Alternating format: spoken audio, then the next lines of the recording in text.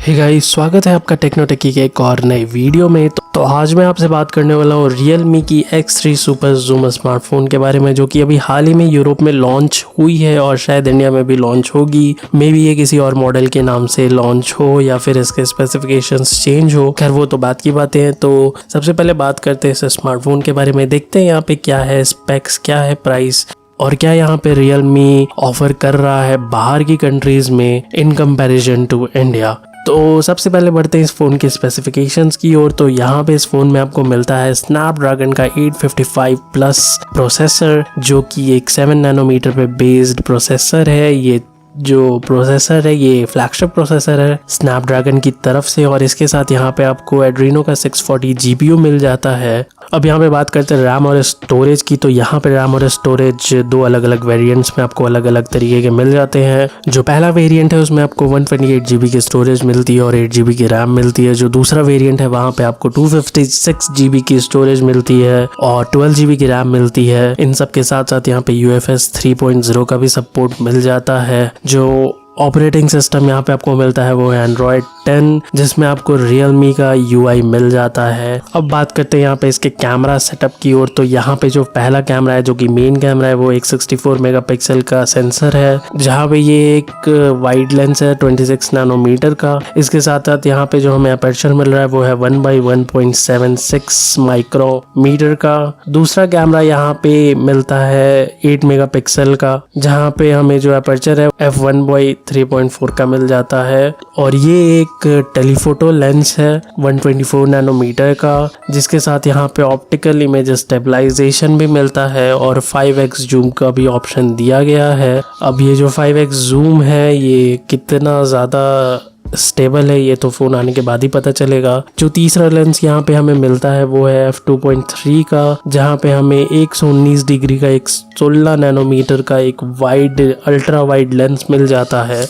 इसके साथ यहाँ पे आपको एक और चौथा लेंस मिल जाता है, जो कि 2 मेगापिक्सल का एक f.24 अपर्चर का मैक्रो लेंस है। अब यहाँ पे चूंकि मेन कैमरा में आपको OIS सपोर्ट नहीं मिलता है, इसलिए यहाँ पे वीडियो रिकॉर्डिंग में आपको EIS का सपोर्ट ही मिलता है, जहाँ पे 4K 30 FPS और 60 FPS की रिकॉर्डिंग हो सकती है और 1080p में 30 FPS और 60 FPS की रिकॉर्डिंग हो सकती है, और 720p में यहाँ पे आपको 960 FPS का सपोर्ट भी मिल जाता है। जो फ्रंट कैमरा है वो 32 मेगापिक्सल का एक सेंसर है, जहाँ पे आपको अपर्चर जो है वो f2.5 की मिल जाती है। ये एक 26 नैनोमीटर पे बेस्ड वाइड सेंसर है। इसके साथ यहाँ पे आपको मिलता है एक 8 मेगापिक्सल का लेंस, जहाँ पे आपको f2.2 का अपर्चर मिल जाता है। ये एक 106 डिग्री का अल्ट्रा वाइड 16 नैनोमीटर पे बेस्ड सेंसर है। यहाँ पे जो पैनोरामा है वो आपको 1080p 30 FPS पे सपोर्टेड है और यहाँ पे आपको पैनोरामा में EIS का सपोर्ट भी मिलता है। बात करते हैं अगर इस स्मार्टफोन की बैटरी की, तो यहाँ पे आपको 4200 mAh की बैटरी मिल जाती है।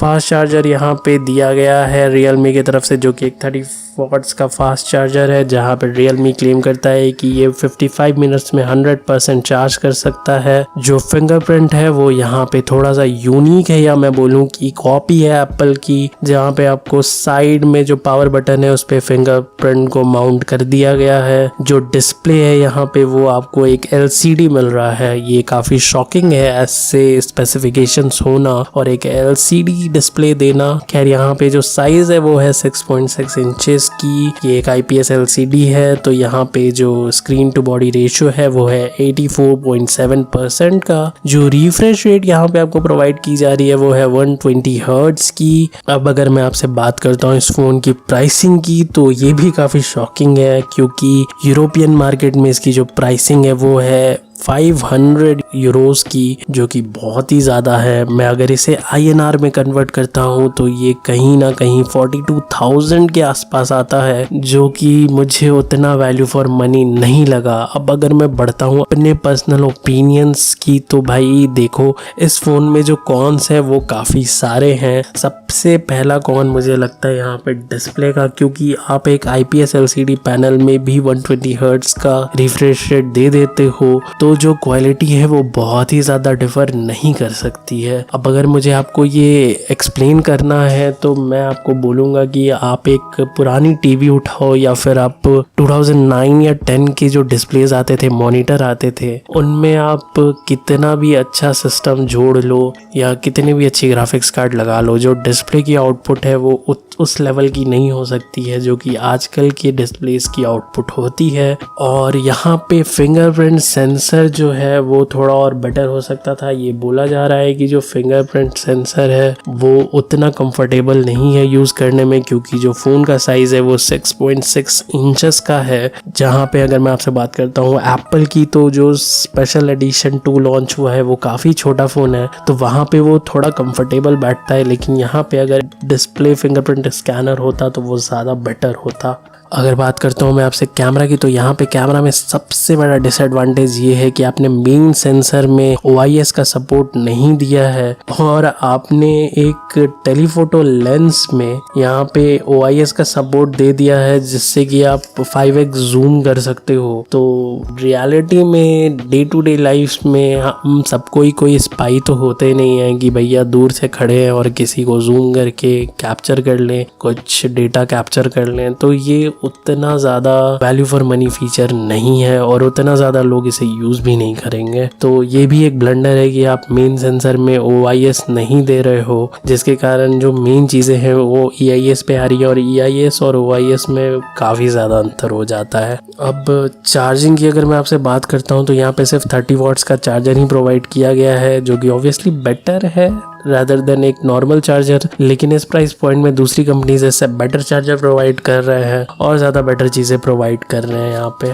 तो अगर मैं अपने फ्रैंक ओपिनियंस को यहाँ पे रखता हूँ तो ये एक बहुत ही ज़्यादा ओवर प्राइस्ड स्मार्टफोन है। हालांकि अगर आप गेमिंग के लिए ले रहे हो तो अच्छा है, लेकिन यहाँ पे आपको ध्यान रखना होगा कि जो डिस्प्ले है वो IPS LCD है, तो आप इसे इंडोर ही ज़्यादा यूज़ करो। क्योंकि अगर आपको देखना है कि स्क्रीन की क्वालिटी कैसी होती है तो आप किसी भी स्क्रीन को आउटडोर में ले जाओ, देखो आपकी जो स्मार्टफोन की ब्राइटनेस है वो कितनी ज़्यादा बेटर परफॉर्म कर रही है और आपके लिए विजुअल्स कितने ज़्यादा कंफर्टेबल हैं, आपको पता चल जाएगा मैं किस बारे में यहाँ पे बोल रहा हूँ। तो गेमिंग के लिए अच्छा हो सकता है। हालांकि यहाँ पे मैं नहीं जानता कि अभी तक गेम्स जो है एंड्रॉयड के वो 60 हर्ट्ज़ या 120 हर्ट्ज़ अभी तक सपोर्ट नहीं करते हैं, क्योंकि ऑब्वियसली यहाँ पे जो मेजॉरिटी है वो नॉर्मल LCD पैनल्स को यूज़ करती है। तो ये भी मुझे उतना कोई काम का चीज़ नहीं लगा। हालांकि हाँ, डे टू डे यूसेज में एक बहुत अच्छी बात है कि रिफ्रेश रेट ज़्यादा है तो आपको एक ज़्यादा स्मूथ फीलिंग आएगी। उसके साथ साथ यहाँ पे अगर आप USB से कुछ ट्रांसफ़र करते हो या फिर कुछ राइट करना चाहते हो, कुछ कॉपी करना चाहते हो, तो UFS 3.0 का सपोर्ट यहाँ आपको मिलता है, तो वो भी एक अच्छा चीज़ है। यहाँ पे प्रोसेसर यहाँ पे काफ़ी पावरफुल है, जो रैम और स्टोरेज है वो भी अच्छी दी गई है, लेकिन ये सब कुछ नहीं होते हैं इस फ़ोन में। प्रोस से ज़्यादा कॉन्स हैं और यही है मेरे ओपिनियंस। तो आपका क्या कहना है इस बारे में मुझे कमेंट में ज़रूर बताइएगा। तो फिलहाल के इस वीडियो में इतना ही दोस्तों। मैं आशा करता हूँ आपको ये वीडियो अच्छा लगा होगा। अगर अच्छा लगा तो वीडियो को लाइक ज़रूर कीजिएगा और इसे शेयर भी कीजिएगा और चैनल को सब्सक्राइब करना बिल्कुल भी मत भूलिएगा और जाते जाते बेल आइकन भी ज़रूर प्रेस कर दीजिएगा, जिसकी मदद से आपको अगली वीडियो की नोटिफिकेशन सबसे पहले मिलेगी और आप उसे देख पाएंगे। इस वीडियो में अपना समय देने के लिए शुक्रिया। मैं आशा करता हूँ आपका आगे का समय अच्छा बीते। तो मिलते हैं अब अपने अगले वीडियो में, तब तक के लिए अपना ख्याल रखें।